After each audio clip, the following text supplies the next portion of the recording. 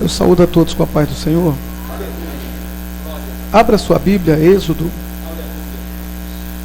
o capítulo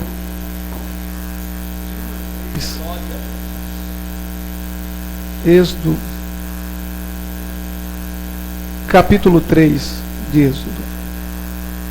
Enquanto os irmãos estão procurando, quero agradecer a Deus por mais essa oportunidade de mais uma vez poder estar aqui com os irmãos nesta noite. Uma alegria para mim estar mais uma vez aqui com os irmãos, rever o pastor Valdeci. Deus abençoe, pastor Valdeci, a sua esposa, a família, Deus abençoe. Ao diácono Lindoval, hoje eu acertei o nome dele, né? Deus abençoe, toda a sua família também. Somos agradecidos a Deus porque até aqui tem nos ajudado o Senhor. É um culto de missões. Eu estava essa tarde orando e falando com Deus e até vi uma passagem bíblica, eu até pensei nela, mas ao dobrar os joelhos aqui, Deus nos deu essa passagem bíblica. Êxodo 3, versículos 7 e 8, todos acharam? Diz assim a Bíblia Sagrada: E disse o Senhor: Tenho visto atentamente a aflição do meu povo que está no Egito, e tenho ouvido o seu clamor por causa dos seus exatores, porque conheci as suas dores. Portanto, desci para livrá-lo da mão dos egípcios e para fazê-lo subir daquela terra a uma terra boa e larga, a uma terra que mana leite e mel. Tome seu assento em nome de Jesus.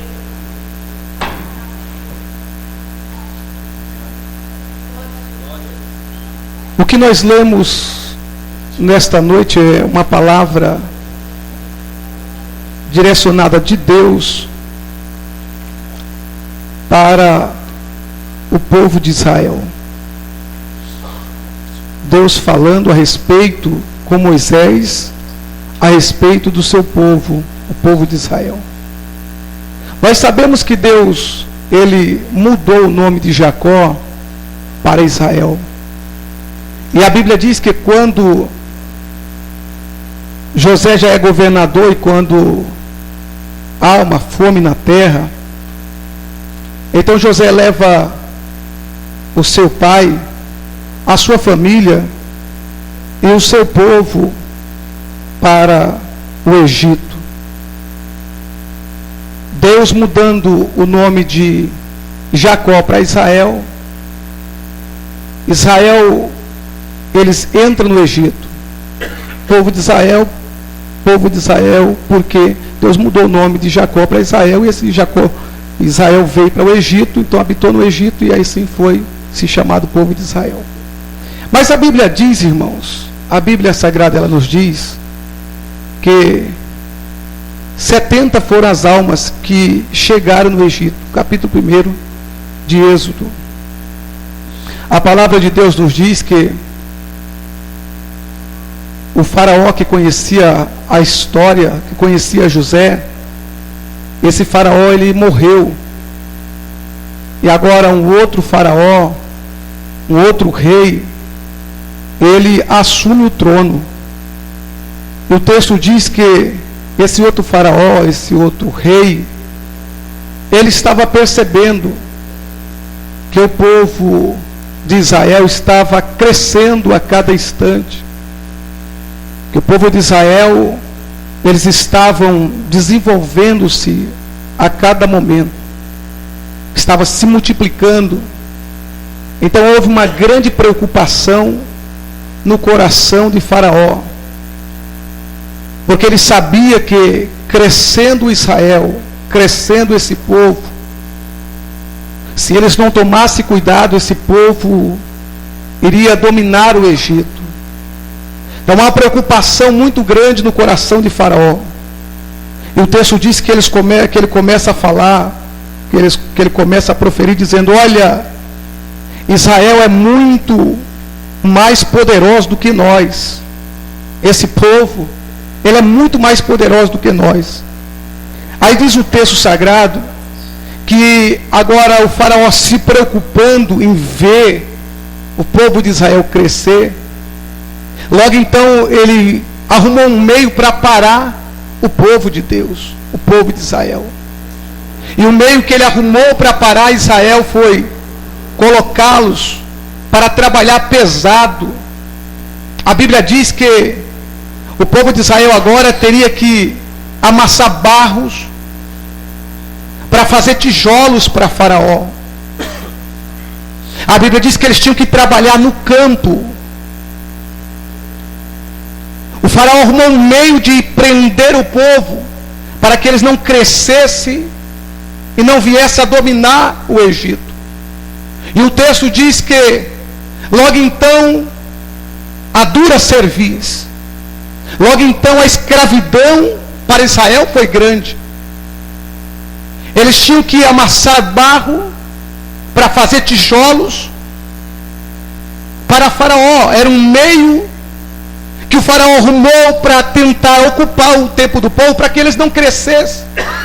E diz a Bíblia que ele começou a afligi-los a cada dia, a cada instante. E a palavra de Deus, ela nos profere, ela nos diz que meio ao povo sendo afligido, a Bíblia diz que meio à aflição, mesmo assim, o povo continuava crescendo. Louvado seja o nome do Senhor. Logo então eu entendo e compreendo, irmãos, que não é a aflição que para um crente que adora, que glorifica, que exalta o nome do Senhor. Logo então eu entendo que as lutas não nos param, mas as lutas nos faz chegarmos aonde Deus quer que nós venhamos a chegar. Aí o texto diz que agora o povo está sendo escravizado. A princípio eles tinham que simplesmente amassar barro, fazer tijolos, mas depois o faraó percebeu que esse povo estava tendo tempo para fazer tijolos. Então ele disse o seguinte: olha, esse povo vai ter que fazer o contrário agora. Eles vão ter que cortar palha, eles vão ter que trazer para cá. E agora eles vão ter que fazer os tijolos, as mesmas quantidades que eles faziam outrora quando a gente trazia para eles. Perceba que a preocupação do faraó é essa: vamos ocupar o povo trabalhando. Se ocuparmos eles trabalhando, eles não vão ter tempo para buscar o seu Deus. Eles não vão ter tempo para se reunir, para adorar o seu Deus. Então o faraó se preocupa com isso. O faraó pega agora o povo e agora coloca o povo para cortar palhas, porque o tijolo era feito com palha cortada. Era se misturado esta palha cortada com lama, com areia do rio e colocado água do rio Nilo, amassava-se, fazia-se argilha. E agora se preparava para fazer os tijolos. E agora o povo de Israel está amassando barro, cortando seus pés nas palhas, amassando barro olhando para baixo, porque quem amassa barro não olha para cima, olhando para baixo, amassando barro, cortando seus pés. E a Bíblia Sagrada nos diz que o povo estava sofrendo. E mesmo assim, nesse sofrimento, quando o povo fazia os tijolos para Faraó, era se colocado um símbolo no tijolo, como querendo dizer: vocês têm um dono, vocês estão trabalhando, vocês são escravos. Tinha um símbolo de Faraó nos tijolos, como querendo dizer: vocês estão trabalhando, vocês são escravos de Faraó. Todas as vezes que olhava para os tijolos, ele sabia: nós somos escravos de Faraó. Mas diz a Bíblia Sagrada, a preocupação do faraó é deter o povo trabalhando, porque se eles estivessem trabalhando, eles não iam ter tempo para Deus. Então ocupou o tempo do povo trabalhando, amassando barro, fazendo tijolos e trabalhando no campo, trabalhando no campo com as mãos e amassando barro com os pés. Agora, essa preocupação muito grande do faraó: vamos ocupar o tempo do povo, vamos ocupar o tempo dele. E agora diz o texto sagrado, mesmo em meio ao trabalho pesado, o povo continuava crescendo, o povo continuava se multiplicando. Aí o faraó se preocupa e diz assim: olha, nós temos que arrumar outro meio para parar esse povo. Irmãos, ninguém para o povo de Deus.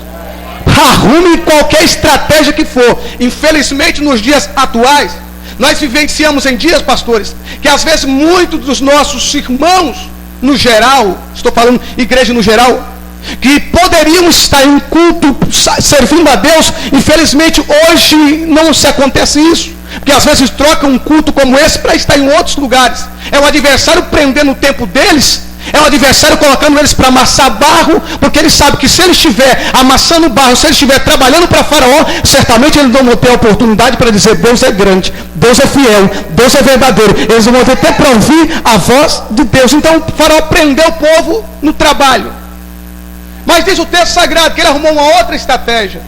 A outra estratégia é essa: chamou as parteiras e disse assim: olha, vocês, duas mulheres, vocês deviam ter as mulheres hebreias, as mulheres que estiver para dar à luz.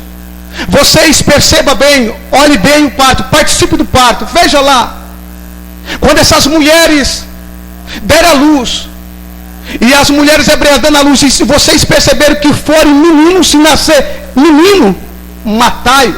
Mas se nascer mulher, deixai viver. Então perceba a segunda preocupação do Faraó: se for menino, matai-o. Porque esta geração de menino, ela vai crescer. Esta geração de menino, ela vai dar futuramente trabalho para mim. Se nascer menino, matai-o. Há uma preocupação no coração de Faraó: não deixe nenhum menino nascer. Se nascer menino, matai-o. A preocupação do Faraó é matar os meninos. E neste momento em que o Faraó está preocupado com isso, as parteiras vão assistir os partos. Mas porém diz a Bíblia que as parteiras temiam a Deus.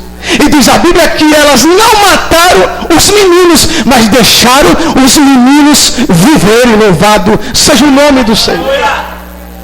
Porque quem teme a Deus não mata. Quem teme a Deus tem o prazer de ver alguém viver, tem o prazer de ver alguém profetizar, tem o prazer de ver alguém ser levantado por Deus, tem o prazer de ver alguém sendo usado por Deus. Aí diz o texto sagrado: nesse tempo, os meninos nasceram. E o Faraó disse o seguinte: olha, já que nasceram, vamos colocá-los, lançar eles no rio. Vamos matá-los no rio de todo jeito. Os meninos têm que morrer. Perceba, irmãos, que é uma preocupação muito grande no Faraó, no coração do Faraó, concernente aos meninos, que era a geração que Deus iria usar lá na frente. Aí diz o texto: nesse período nasce Moisés, capítulo 2, irmãos, sabe a história. Moisés nasce, Moisés é escondido, mas a mãe dele não poderia escondê-lo mais. A Bíblia diz que no momento em que a mãe não pode mais esconder, ela faz uma arquinha, betumou, coloca no rio Nilo, e a sua irmã Miriam, ela está observando de longe a arquinha betumada, e está vendo a criança dentro daquele cestinho. O texto diz que a filha de Faraó está se banhando, e ela vê aquele cestinho ali, e a palavra de Deus nos diz que ela se aproxima, e ela vê que uma criança chora ali. E a história diz que a filha de Faraó, ela era estéril, ela não poderia ter filho. E no momento em que ela vê a criança chorar, ela viu o rosto da criança. E Miriam está acompanhando, a irmã de Moisés está acompanhando ele de longe, a irmã da criança. E diz o texto sagrado que Miriam se aproxima da filha de Faraó e diz assim: olha, eu conheço uma hebreia que pode cuidar dessa criança para você. Eu conheço uma hebreia que pode cuidar dela. O texto sagrado diz que a filha de Faraó disse assim: olha, então esta mulher vai cuidar desta criança para mim, mas eu vou assalariar ela para cuidar dessa criança para mim. Perceba, irmãos, na Bíblia, em toda a história, a única ocasião que você vê uma mãe receber para cuidar do seu próprio filho. É assim que Deus faz. Deus faz aquilo que o homem não pode fazer. Agora, quando o menino cresceu, o menino é levado ao palácio, o menino é colocado o seu nome Moisés, os irmãos sabem, tirado das águas. O texto sagrado vai nos mostrar que o menino agora cresce, aprende a cultura do Egito, aprende as leis do Egito, aprende tudo do Egito. Mas completando-se 40 anos de idade, o Moisés agora sai para fora do palácio. E o Moisés vê um egípcio ferindo o hebreu. E a Bíblia Sagrada nos diz que quando ele percebe isso, ele pega aquele egípcio e mata aquele egípcio. E no momento em que ele mata, ele enterra o corpo daquele egípcio e agora vai para dentro do palácio. Mas no outro dia ele sai para fora. E ele vê agora 2 hebreus discutindo. E diz a Bíblia que agora ele vai querer aconselhar aqueles hebreus. Mas no momento em que ele vai aconselhar, os hebreus tinham visto o que ele tinha feito o dia anterior. E disse: você quer fazer com nós aquilo que você fez com aquele homem ontem? Logo então ele entende: eu fui descoberto. O que eu fiz, eu fui descoberto. Então agora Moisés vai fugir. E Moisés foge para o deserto. Moisés, quando foge para o deserto, perceba, irmãos, 40 anos está dentro do palácio, aprendendo tudo no Egito. Pela ótica humana, era ele que era o sucessor, era ele que era para ser o novo faraó. Ele era príncipe dentro do Egito. Mas Deus não tinha esta posição para ele lá dentro do Egito. O que Deus tinha com ele era um tratado especial sobre a sua vida. E agora diz a Bíblia Sagrada que ele vai agora para o deserto. Entenda uma coisa, irmãos: existem ocasiões na nossa vida que Deus há de nos levar para um deserto para trabalhar em nossas vidas, para mostrar para nós aquilo que realmente Ele tem sobre as nossas vidas. Às vezes só iremos contemplar, só iremos saber o que Ele tem para nós é quando Ele nos conduzir a um deserto. Acredite, no deserto Deus tem coisas grandes a revelar sobre a nossa vida. Louvado seja o nome. Então Moisés vai para o deserto. Moisés vai para o deserto de Midian. E quando Moisés chega no deserto, os irmãos sabem, no deserto ele conhece as filhas do sacerdote Jetro. E agora Moisés casa-se no deserto. Irmão, no deserto não é tão ruim assim não, né, pastor? Não é tão ruim não, irmãos. No deserto tem casamento, no deserto tem providência divina. No deserto ele se casa. No deserto ali ele está tendo as suas primeiras experiências no deserto. E perceba, ele é príncipe no Egito. Agora Deus disse: eu não quero ver você como príncipe no Egito. Eu quero ver você pastor de ovelha no deserto. Louvado seja o nome do Senhor. Ele queria ser príncipe no Egito e Deus disse: o que eu tenho para você é melhor do que ser príncipe no Egito. O que eu tenho para você é uma responsabilidade muito mais. Irmãos, estarmos no reino de Deus, ou seja, trabalharmos para o nosso Deus é melhor recompensa do que trabalharmos para o homem. Trabalharmos para Deus, nós temos a recompensa aqui na terra e por fim nós temos a vida eterna, temos galardões para receber da parte de Deus. Mas perceba, o capítulo 3, para ganhar tempo, diz a Bíblia Sagrada: e apacentava Moisés o rebanho de Jetro, seu sogro, sacerdote em Midian, e levou o rebanho atrás do deserto, e veio ao monte de Deus, a Horebe. Olha só, Moisés está cuidando das ovelhas do rebanho do seu sogro, e ele agora leva o rebanho atrás do deserto. E agora Moisés veio ao monte de Deus, ao monte Horebe. Aí diz o texto sagrado: e apareceu-lhe o anjo do Senhor em uma chama de fogo, no meio de uma sarça, um arbusto. Apareceu o Senhor em uma chama de fogo, no meio de uma sarça, e olhou, e eis que a sarça ardia no fogo, e a sarça não se consumia. Perceba, irmãos, a sarça, um arbusto, como uma árvore. Esta sarça, ela ardia, mas não se consumia. Moisés escuta uma voz que saía de dentro da sarça. A sarça, ela não dá fruto. E Deus se manifestou em uma árvore que não dá fruto. Você entende isso? Será que você pode compreender isso? No momento em que Deus se manifesta na vida de alguém que não dá fruto, essa pessoa começa a dar fruto. Quando Deus se manifesta na vida de quem não dá fruto, essa pessoa começa a dar fruto. E diz o texto sagrado, quando Deus, ele aparece ali, o texto vai nos mostrar que a sarçadinha logo não se consumia. Moisés disse, agora me virei para lá e verei esta grande visão, porque a sarça não se queima. Aí disse Deus no meio da sarça, Moisés, Moisés, não te chegues para cá, tira os sapatos dos teus pés, porque a terra em que estás é terra santa. Ou seja, onde você está é um local especial. Você está em Horebe, você está em uma sarça, você está vindo dessa sarça. O local onde você está é um local santo. Tira o sapato dos teus pés. Os sapatos ainda pertencem ao Egito. Tira o sapato dos teus pés, porque a terra em que estás é terra santa. Aí Moisés começa a questionar a Deus quem era que estava falando ali. Logo então Deus começa a falar com Moisés, dizendo assim, olha, eu sou o Deus de teu pai, o Deus de Abraão, o Deus de Isaque e o Deus de Jacó. Logo então Deus está dizendo, eu sou o Deus de Abraão. Quem era Abraão quando eu chamei? Quem conhecia Abraão? Quem ouvia falar de Abraão? Quem era Abraão? Não era ninguém. Mas eu fiz história na vida de Abraão. A sua mulher não poderia ter filho, mas eu fiz um milagre sobre a vida da sua esposa.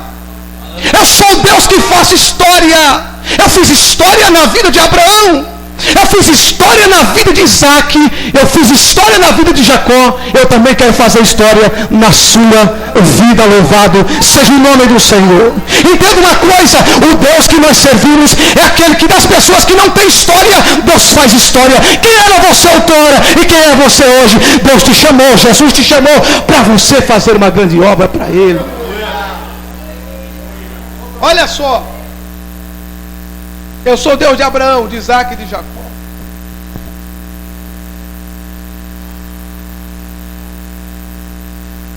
E Moisés, diz o texto sagrado, que ele cobriu o seu rosto, porque temeu olhar para Deus. O verso 7 e o 8 que nós lemos aqui nessa noite. O verso 7 diz assim, disse o Senhor, tenho visto atentamente a aflição do meu povo, que está no Egito. Ou seja, o meu povo está lá no Egito. Enquanto você está aqui, o meu povo está lá no Egito. E está sofrendo. E está amassando barro para Faraó. Está sofrendo muito. Mas eu tenho visto, eu tenho contemplado a aflição do meu povo. O que eles têm passado eu tenho contemplado. Eu tenho visto que o Faraó tem dado tanto trabalho para eles que eles não têm tempo para adorar-me, para glorificar-me, para se reunir para adorar a mim. Porque o Faraó desse tempo quer tomar o nosso tempo, irmãos. O Faraó desse tempo quer o Deus desse século, desse mundo, como disse o apóstolo Paulo, ele quer cegar-nos para que nós não venhamos a ver a luz sobre as nossas vidas. E diz o texto sagrado que Deus fala com Moisés dizendo, olha, eu tenho visto atentamente a aflição do meu povo que está no Egito. Ou seja, o sofrimento deles eu tenho visto. Mas eles estão sofrendo e eles já estão acostumados com o sofrimento. Sofrer e estão se acostumados sofrendo. A cada dia tem sofrido e parece que eles se esqueceram que eu sou o Deus que fiz a promessa a Abraão, a Isaque e a Jacó, que iria tirá-los dessa terra e queria levá-los a outra terra, a uma terra boa. E no momento em que Deus fala com Moisés, a primeira coisa que Deus disse é, eu tenho visto, eu tenho contemplado. Deus vê todas as coisas, Deus vê o sofrimento, Deus vê o sofrimento. Só que no momento que nós não tomarmos uma atitude, o sofrimento vai perdurar sobre a nossa vida. O povo está ocupado, o povo está trabalhando. O faraó disse: vocês vão amassar barro. Então eles estão pisando no chão, amassando barro, olhando para baixo. O adversário, irmãos, ele sempre quer olhar, quer fazer nós curvarmos a cabeça e olharmos para baixo, porque quando olhamos para baixo somos decepcionados. Ele não quer que nós levantamos a nossa cabeça, porque ele sabe que de cima vem o socorro, de cima vem a fortaleza, de cima vem a vitória, de cima vem o escape, de cima vem o chamado, de cima vem a providência divina sobre a nossa vida. Ele fez o povo abaixar a cabeça, pisando no barro, olhando para baixo. Porque quem olha para baixo, irmãos, não consegue enxergar as almas que estão morrendo. Quem olha para baixo não consegue enxergar o gemido das almas. Quem olha para baixo não consegue evangelizar. Quem olha para baixo não consegue pregar para ninguém. Mas quem olha para cima consegue entender: eu estou aqui salvo hoje, mas um dia eu estava perdido. Eu vou lá buscar aqueles que estão perdidos também. Você tem certeza que você está salvo na pessoa do Senhor? Levante assim sua mão. Então acredite, Deus te chamou para uma missão. Eu sinto a presença de Deus aqui nesta noite, irmãos. Ele está trabalhando aqui. Olha só o que Deus disse: eu tenho visto atentamente a aflição do meu povo. Eu tenho visto atentamente. A primeira coisa que Deus disse é: eu tenho visto. Eles estão sofrendo, mas eles já estão se acostumando com o sofrimento. E quando se acostumamos com o sofrimento, para nós é normal. Mais uma luta, mais uma enfermidade, mais um problema, mais uma porta fechada, isso torna-se normal. Quando se acostumamos, tudo para nós de luta, tudo é normal. Porque afinal de contas, não, é Deus que está permitindo. Mas no momento em que Deus está falando com Moisés, lá no Egito, o povo resolve se lembrar. O povo resolve se lembrar da grandeza de Deus. Eles entendem que eles estão sofrendo, mas Deus não queria ver eles ali sofrendo. Então eles fizeram algo diferente. Em vez de ficar reclamando, em vez de ficar ali amassando barro, eles resolveram fazer algo diferente. E o que eles fizeram foi clamar a Deus. A segunda coisa que eles fizeram, veja no texto sagrado: eu tenho visto atentamente a aflição do meu povo que está no Egito, e tenho ouvido o seu clamor. Irmãos, o sofrimento só perdura sobre a nossa vida no momento que nós não abrimos a nossa boca para glorificar a Deus. O faraó prendeu os pés do povo, amassando barro, olhando para baixo. Prendeu as mãos do povo, prendeu as mãos, fazendo eles trabalhar no campo. Só não fechou a boca do povo. Entenda uma coisa: quando você invoca a Deus, um milagre acontece. Salmo 50 e verso 15: invoca-me no dia da angústia, e eu te livrarei, e tu me glorificarás. Louvado seja o nome do Senhor. Quem invoca a Deus na hora da angústia, pode ter certeza que o livramento chega, que a resposta chega e que a mudança sobre a sua vida. Olha só o que o texto diz: Deus viu a aflição, Deus viu. Só que no momento em que o povo resolveu clamar, aí Deus agora resolveu atender ele, mudar a vida do povo, mudar aquela situação. Olha o que o texto diz: tenho ouvido o seu clamor por causa dos seus exatores, porque conhecia as suas dores. Deus viu a aflição deles. Quando eles resolveram clamar, aí Deus ouviu o seu clamor. Quando Deus ouviu o clamor do povo, o verso 8 diz assim: portanto, desci. O povo clamou, o povo estava sofrendo, o povo estava embaixo, amassando barro, lá embaixo no rio Nilo, amassando barro, para fazer tijolos para Faraó, só olhando para baixo. Mas quando eles resolveram olhar para cima e clamar a Deus, aí Deus desceu. Deus desceu. Ou seja, quem clama tem resposta de Deus. Quem clama tem resposta de Deus. Aí o texto diz: portanto, desci. Deus desceu. Para quê? Para livrá-los das mãos dos egípcios. Eu desci para livrá-los da escravidão. Eu desci porque eles invocaram o meu nome, e eu desci para livrá-los. Eu desci para livrá-los das mãos dos egípcios. Agora, uma outra coisa eu desci para fazer também. Eles estavam lá embaixo amassando barro. Eu desci para fazer eles subir. Deus desceu para fazer o seu povo subir.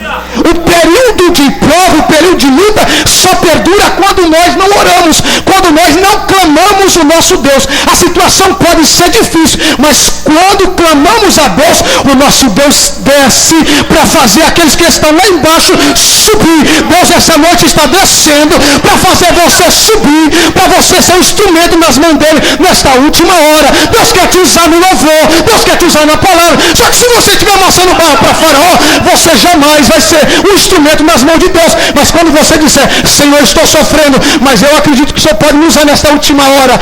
A Bíblia diz que o Faraó estava preocupado com os meninos que estavam nascendo. Há uma preocupação da nova geração que está nascendo. Aqueles que têm um desejo de fazer a obra, aqueles que têm um desejo de ir, aqueles que têm um desejo de louvar, aqueles que têm um desejo de pregar. E o Faraó sempre quer matar os meninos que estão nascendo. Mas nesta noite eu quero profetizar sobre a sua vida. Se você tem desejo de fazer a vontade de Deus, você é uma geração privilegiada, porque Deus está descendo para fazer você ser usado de uma maneira especial. Você acredita nisso? Você acredita que esta noite Deus quer te usar de uma forma especial esse ano? Você acredita nisso? Aleluia, Jesus. O povo está embaixo, irmãos. O povo está lá embaixo. E quando as pessoas estão lá embaixo, eles ficam assim, se sentindo inferior. Eu não sei pregar, eu não sei evangelizar, eu não sei, você sabe o que é saber uma coisa, negócio de obra de Deus. Para mim Deus só me chamou para ser um membro de banco. Irmãos, Deus te chamou para ser membro do corpo de Cristo. Você não é membro de banco, você é membro do corpo de Cristo. E se Jesus chamou, é porque Ele tem algo na sua vida. Jesus reúne os seus discípulos, no capítulo 15 do Evangelho de João, antes de sua morte, e dá umas instruções aos seus discípulos, diz assim, olha, não me escolheste vós a mim, mas foi eu que escolhi a vós. Foi eu que escolhi, irmãos, é um privilégio. Ele olhou para nós e escolheu a minha vida, escolheu a sua vida. Quem éramos nós? Estávamos lá embaixo. Aí Jesus disse, você vai sair daí de baixo, você vai subir. Eu vos escolhi a vós e vos nomeei. Te dei um nome, você não tinha nome. Eu vos nomeei para que vades e deis. Vades e deis? Vades e deis? Aí evangelizamos, nós fizemos um apelo. Alguém aceitou Jesus? Maravilha. Alguém aceitou Jesus hoje? Que benção. Alguém foi salvo? Que benção. Aí aquela pessoa que foi salva, ela vem num culto hoje e amanhã não vem mais. Aí aquela pessoa que evangelizou, que trouxe para a igreja, vai desfruto, deu fruto.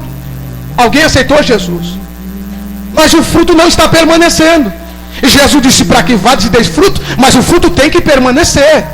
Não é só necessário ganhar, não é só necessário dar fruto, mas o fruto tem que permanecer. Porque quando o fruto permanecer, aí o texto diz, quando você pedir alguma coisa ao Pai, Ele vai te conceder. Quando você pedir alguma coisa, você tem crédito no céu. Quando você pedir, pode ter certeza que Ele vai te dar. Você foi chamado? Quem foi aqui chamado? Jesus, Ele nos chamou.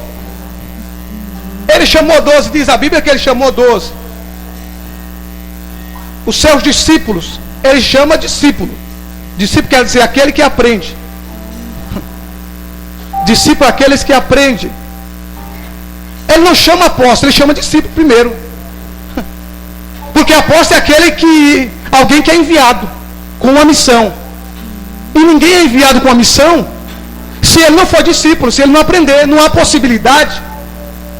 Não há possibilidade de eu ser um pregador se eu não sentar para ouvir alguém e me ensinar. Não há possibilidade de eu ser um cantor se eu não me sentar para ouvir alguém me ensinar também. Somos discípulos. Antes de tudo, somos discípulos. A cada dia estamos aprendendo. E depois de aprender, depois que os discípulos andaram com Jesus, aí foi então, após a sua morte, que agora os discípulos agora já não era mais, era discípulo, mas agora tinha uma missão mais importante para eles agora. Foram enviados para pregar, para falar do Evangelho que ele tinha ouvido falar e que estava com seu mestre.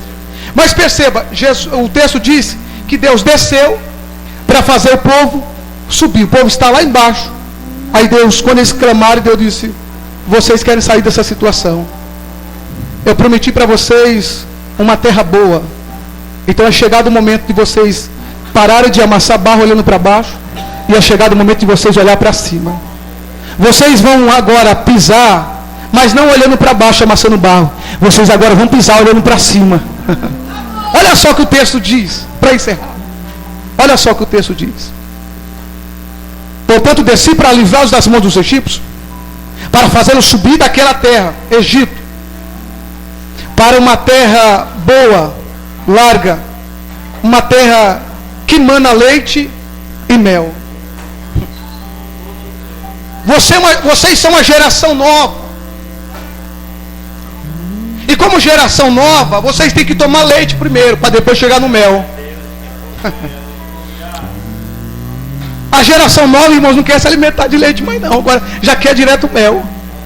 Há o tempo do leite, irmãos, para chegar o tempo do mel.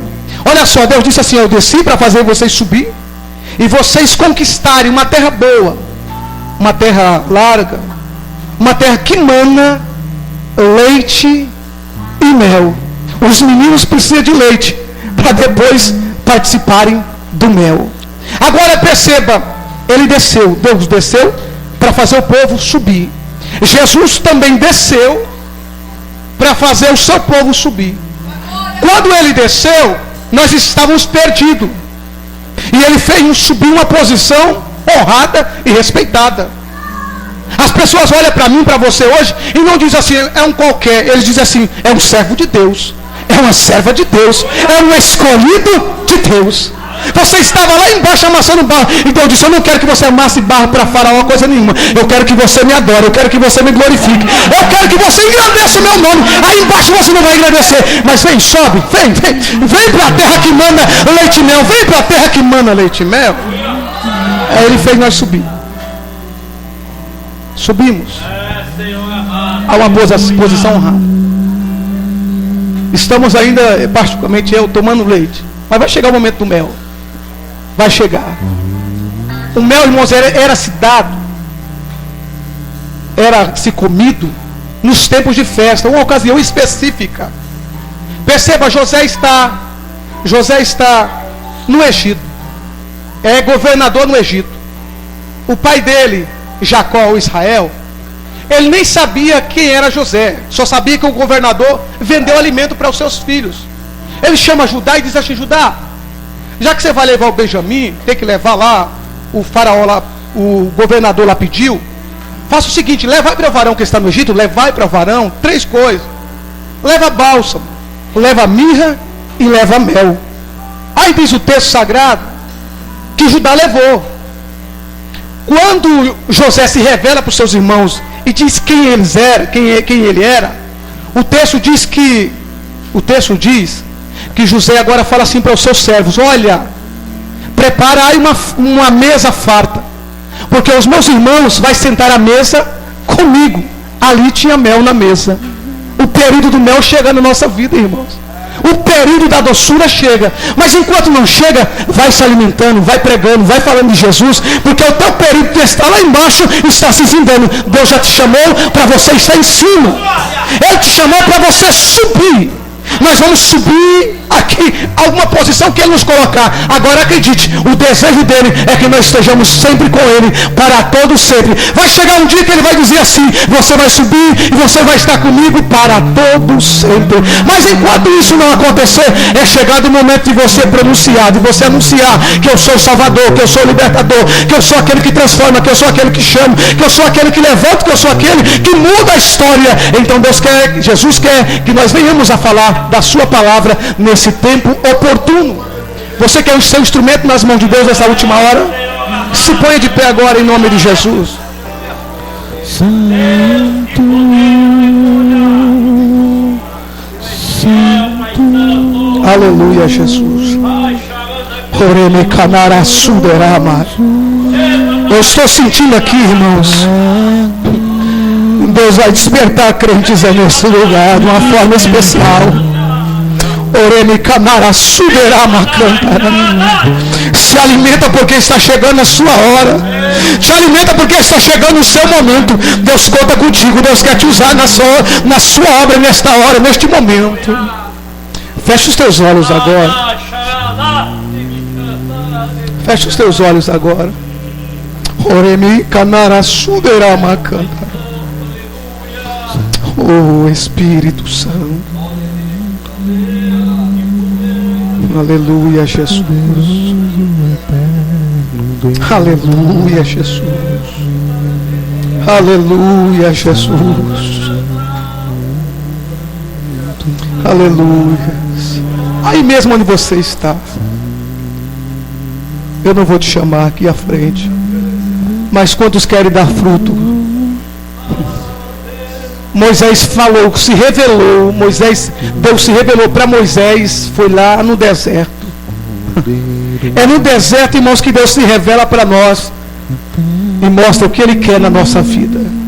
Aí Deus, quando se revela para Moisés, no mesmo capítulo 3, Deus disse assim: olha Moisés, eu vou te enviar, eu tenho uma missão para você, você vai voltar para o Egito.